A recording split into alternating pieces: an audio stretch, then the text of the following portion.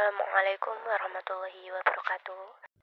Semoga kalian masih tetap semangat dan diberikan kesehatan dalam menyimak materi hari ini mengenai keunggulan dan keterbatasan antar ruang.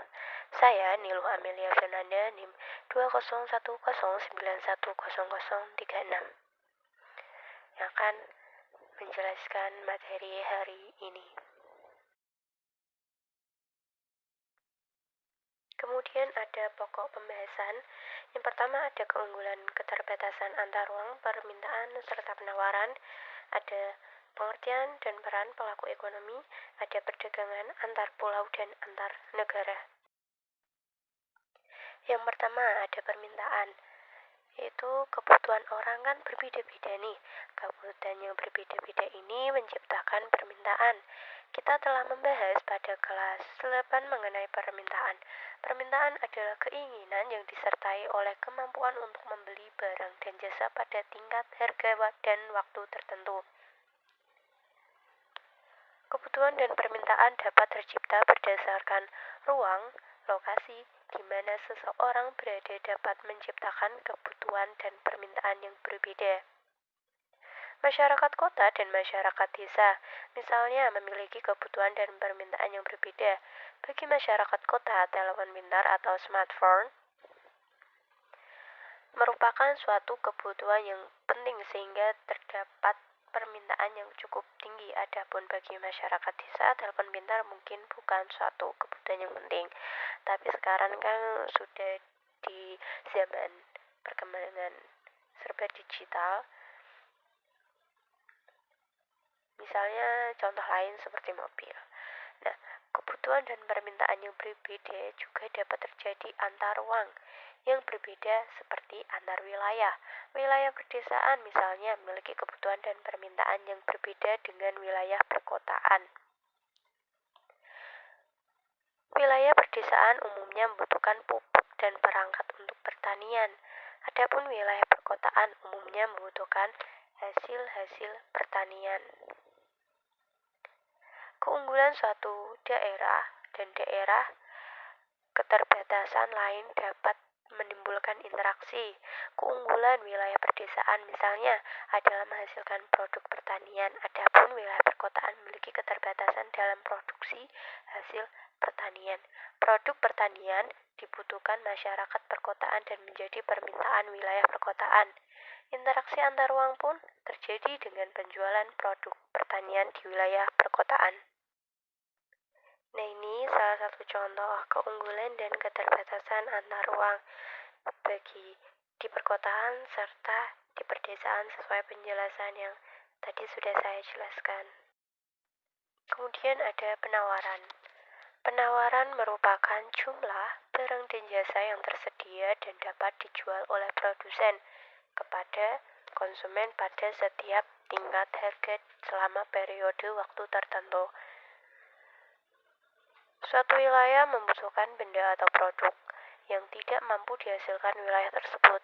Wilayah memiliki suatu sumber daya alam akan menawarkan SDA tersebut. Apabila wilayah lain membutuhkan SDA yang ditawarkan, maka akan terjadi interaksi antar ruang antar dua wilayah.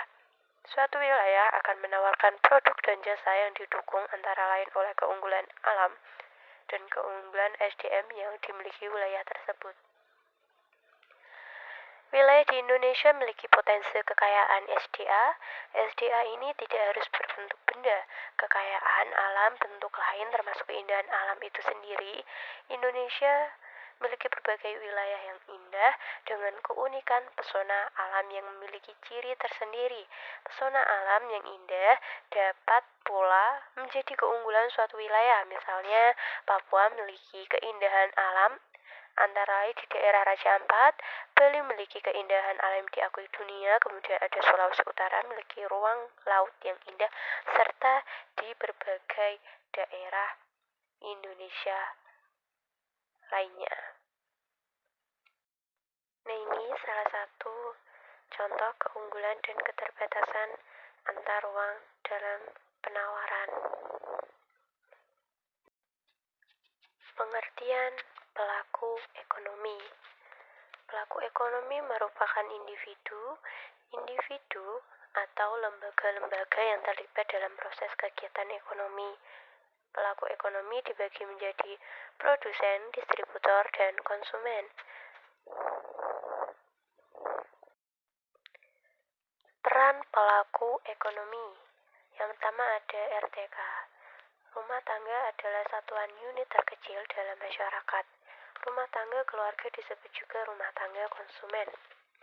Rumah tangga keluarga umumnya memiliki kegiatan ekonomi utama atau berperan sebagai konsumen. Namun rumah tangga keluarga dapat pula berperan sebagai produsen dan distributor. Sebagai konsumen, RTK membeli berbagai barang kebutuhan seperti beras, sabun, baju, dan sebagainya. Kemudian sebagai produsen, rumah tangga keluarga dapat menghasilkan barang dan jasa dalam memenuhi kebutuhan konsumen. Kemudian ada sebagai distributor, rumah tangga keluarga dapat menjual produk dengan buka warung atau toko. Tujuan dari kegiatan itu tadi semua untuk mendapatkan penghasilan. Peran lainnya sebagai pemakai barang dan jasa untuk memenuhi kebutuhan. Pada kegiatan ekonomi, peran konsumen sangat menentukan barang dan jasa yang diproduksi. Sebelum barang diproduksi, riset pasar atas kebutuhan konsumen atau pemakaiannya dilakukan terlebih dahulu.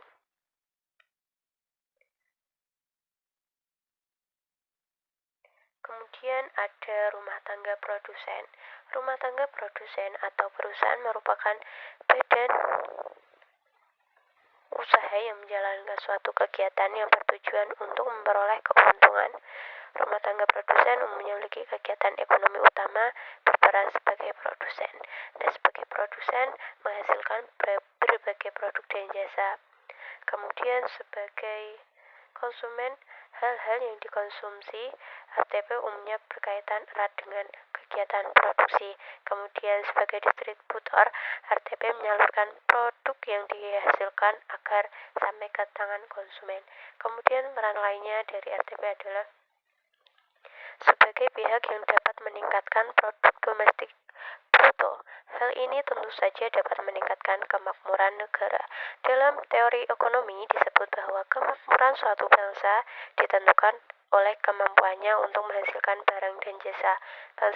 Bangsa yang tidak dapat menghasilkan barang dan jasa tentu tidak akan makmur.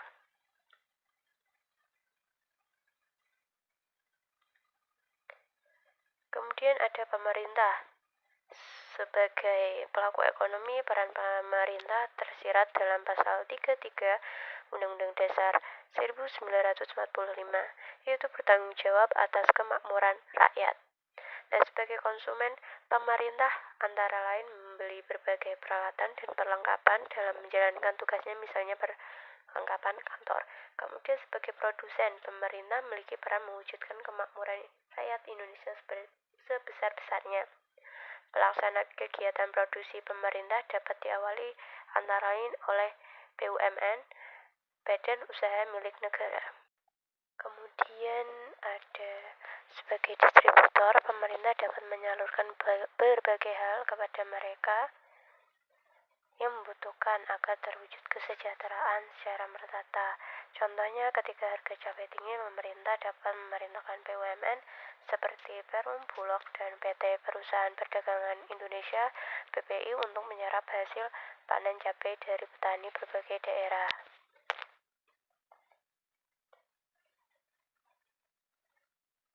Kemudian ada masyarakat luar negeri. Masyarakat luar negeri merupakan orang atau badan usaha yang berada di luar negeri. Kegiatan ekonomi dengan masyarakat luar negeri disebut perdagangan internasional. Perdagangan internasional terdiri dari ekspor dan impor. Dengan demikian, masyarakat luar negeri berperan sebagai konsumen dan produsen. Sebagai konsumen, masyarakat luar negeri dapat membeli produk dari rumah tangga produsen di Indonesia. Sebagai produsen, masyarakat luar negeri menghasilkan produk dan menjual produk tersebut ke Indonesia. Kemudian ada perdagangan antar daerah atau pulau. Perdagangan antar daerah maupun perdagangan antar pulau pada hakikatnya merupakan pertukaran barang dan jasa antar uang. Perdagangan antar daerah merupakan perdagangan yang diselenggarakan antar tempat atau wilayah yang berbeda di dalam negara yang sama.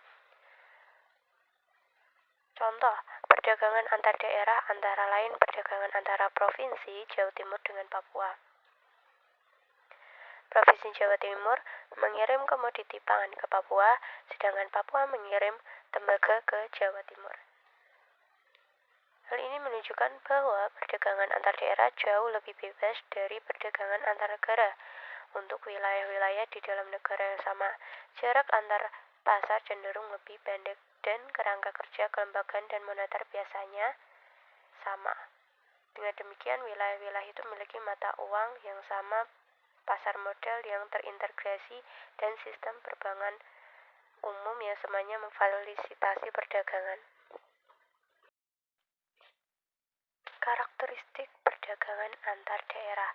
Yang pertama ada spesialisasi, ada biaya produksi yang rendah, pertukaran barang, dan saling kerja sama. Perdagangan antar negara, tadi sudah membahas mengenai antar daerah atau antar pulau. Nah, pertukaran barang dan jasa antara penduduk negara yang berbeda disebut perdagangan antar negara atau internasional. Pertukaran atau jual beli barang atau jasa ini dapat terjadi antar dua negara atau lebih. Kemudian aktivitas perdagangan antar negara, ada ekspor maupun impor. Nah, ekspor adalah kegiatan menjual barang dan jasa dari dalam negeri ke luar negeri. Ekonomi yang mengekspor. Pelaku ekonomi yang mengekspor barang dan jasa disebut eksportir. Ekspor dilakukan oleh memperoleh pendapatan berupa mata uang asing atau devisa. Kemudian ada impor. Nah, impor adalah kegiatan beli barang dan jasa dari luar negeri. Pelaku ekonomi yang mengimpor barang disebut dengan importir.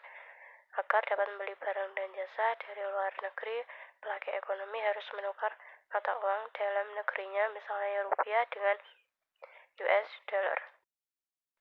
Kemudian ada manfaat perdagangan antar daerah.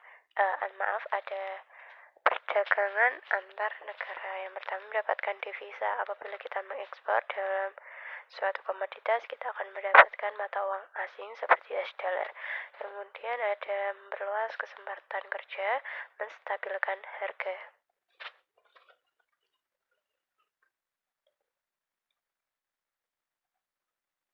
Kemudian ada faktor pendorong.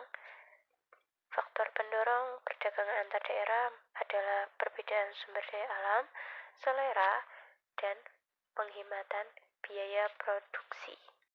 Faktor penghambatnya yaitu tidak amannya suatu negara, kebijakan ekonomi oleh pemerintah, tidak stabilnya kurs mata uang asing.